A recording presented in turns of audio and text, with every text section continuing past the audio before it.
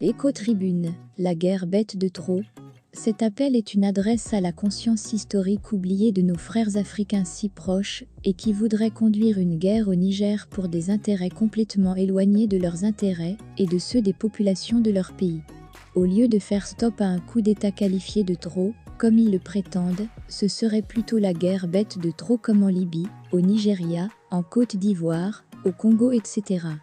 Des frères africains sans honte, qui font couler le sang d'autres frères africains pour arranger les intérêts cachés de puissances extérieures à l'Afrique. Pour plus d'informations sur ce sujet, retrouvez-nous après le générique. Mais avant de commencer, n'oubliez pas de vous abonner et d'activer la cloche de notification pour ne pas manquer nos prochaines vidéos. Bon visionnage.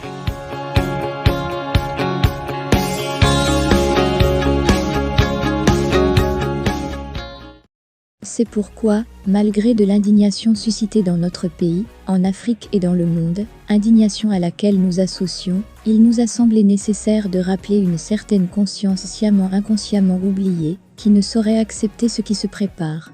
Il convient de rappeler que la SEDIO dont les militaires veulent faire la guerre à leurs frères d'armes du Niger, a été une construction de militaires, à savoir Séni Kountch du Niger, Mathieu Kerkou du Benin, Moussa Traoré du Mali, Yakubu Gowon du Nigeria et Gnassingbé Eyadema du Togo, un des artisans les plus actifs.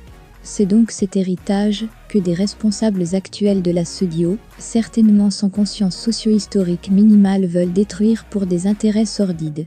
Notre appel s'adresse d'abord au digne héritier de Gnassingbé Eyadema, le coordinateur, l'artisan infatigable sur l'ouvrage, jusqu'à ce que la fondation sorte de terre. Pourtant lui rien n'était plus précieux que la paix et la solidarité africaine. Aucun sacrifice n'était de trop pour y parvenir. Ainsi d'ailleurs comprenons, nous les postures d'hommes de paix, défendues par son digne héritier Faure Essozina Eyadema, dans le dénouement de la crise entre le Mali et le Niger. Où sont les dignes fils du Sénégal, qui se rappellent que dans les ANNE accent aigu ES 70, c'était le Niger qui aidait à assurer le paiement des salaires? Où sont les dignes héritiers de Mathieu Kerkou, qui a développé et sauvegardé des relations de paix et de parfaite entente avec le Niger, alors qu'il n'y avait aucun projet structurant et d'envergure, comme celui du pipeline pétrolier, de partage de richesses entre l'AS deux pays. Un projet qui pourrait être complètement compromis à cause d'une logique de suivisme, dans une guerre bête de trop. Où sont les dignes fils du Sénégal, qui se rappellent que dans les années 70, c'était le Niger qui aidait à assurer le paiement des salaires? Sénégal qui aujourd'hui est excité d'envoyer des troupes au Niger, pour une guerre bête de trop. Où sont les dignes héritiers de Houphouët-Boigny, qui bien avant la SEDIO, avait œuvré à créer la plus ancienne des institutions de coopération sous-régionale consacrée à la promotion de la paix, le Conseil de l'Entente. Il faut également rappeler à la conscience historique, la dizaine de militaires nigériens morts, dans l'ouest de la Côte d'Ivoire en mission de paix pour le compte des Nations Unies. Le président Tinubu Bola Ahmed n'est-il pas lui-même en contentieux électoral? Ce qu'il faut rappeler avec davantage de force, c'est que ce sont les militaires nigériens qui ont sauvé Alassane Ouattara à l'hôtel du Golfe, lors du premier assaut contre son quartier général.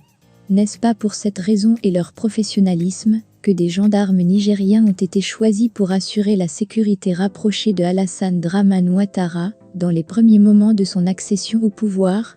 Aujourd'hui, c'est lui qui est particulièrement actif sur un projet de guerre contre le Niger et ses militaires nigériens. Il est reconnu pour n'accorder aucune place à la recherche de solutions pacifiques. Nous refusons de croire qu'après un tel rappel, que la fibre panafricaine de solidarité et de paix caractéristique de la philosophie oufouettiste ne se réveille. Mais l'appel, le plus pressant, est adressé au digne héritier de la vision panafricaniste de Yakubu Gowon, encore en vie, qui connaît à sa juste valeur l'apport combien décisif apporté par le Niger pour la sauvegarde de l'unité et de la souveraineté du Nigeria. Un havre de paix dont profite aujourd'hui le président Tinubu Bola Ahmed, bizarrement très activiste sur un projet d'asphyxie économique et énergétique du Niger. Jamais le président Diori Amani n'aurait imaginé qu'un jour, un dirigeant du Nigeria couperait la fourniture de l'électricité au Niger, encore moins être à la tête d'une coalition pour faire la guerre bête de trop en Afrique. Une guerre prétendument pour rétablir une légalité constitutionnelle. Le président Tinubu Bola Ahmed n'est-il pas lui-même en contentieux électoral? Peut-il être crédible sur les choix politiques d'un pays souverain, ayant librement accepté d'être membre fondateur de la CEDEAO? Nous y voyons une manière inintelligente de détourner l'attention les Nigérians du contentieux électoral encore pendant, et surtout de la crise économique qui a cours au Nigeria. Comment expliquer que les militaires nigériens et nigérians en lutte conjointe contre Boko Haram retournent leurs armes les uns contre les autres? Cette guerre conduira à la destruction d'un patrimoine historique de solidarité, de vivre en ciment entre deux nations. Donc cette guerre sera une guerre bête de trop. Nous ne sommes pas surpris de savoir l'immense mouvement social de rejet de son principe par toutes les composantes de la nation nigériane, des guides religieux aux responsables politiques de haut rang. Toutefois le grand gâchis annoncé, cette guerre absurde, bête de trop sera au rendez-vous, si la sagesse ne revient pas chez les dignes héritiers des dignes devanciers véritables bâtisseurs d'une Afrique de fierté, de solidarité. Le grand gâchis serait de voir des frères d'armes formés pour combattre ensemble des envahisseurs, se livrer à une guerre fratricide. Comment expliquer que les militaires nigériens et nigérians en lutte conjointe contre Boko Haram retournent leurs armes les uns contre les autres? Comment le président Tinubu Bola peut compatir à la mémoire des militaires nigériens qui ont permis au Nigeria de reconquérir des territoires occupés par Boko Haram? Nous ne saurions terminer notre appel sans saluer et encourager la solidarité fraternelle agissante, franche manifestée par le Mali, le Burkina Faso, la Guinée et l'Algérie en appui au Conseil national de sauvegarde de la patrie et les militaires nigériens. Après cet appel, nous laissons les uns et les autres, avec leur conscience sachant que l'histoire sera le grand juge pour tous.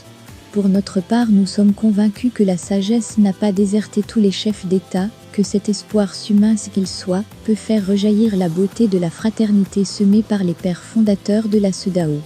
Et nous ne doutons point que le Seigneur des mondes, au regard des prières de toutes les populations mobilisées derrière le CSNP et les militaires, nous garde sous sa protection qui est la meilleure, la plus subtile.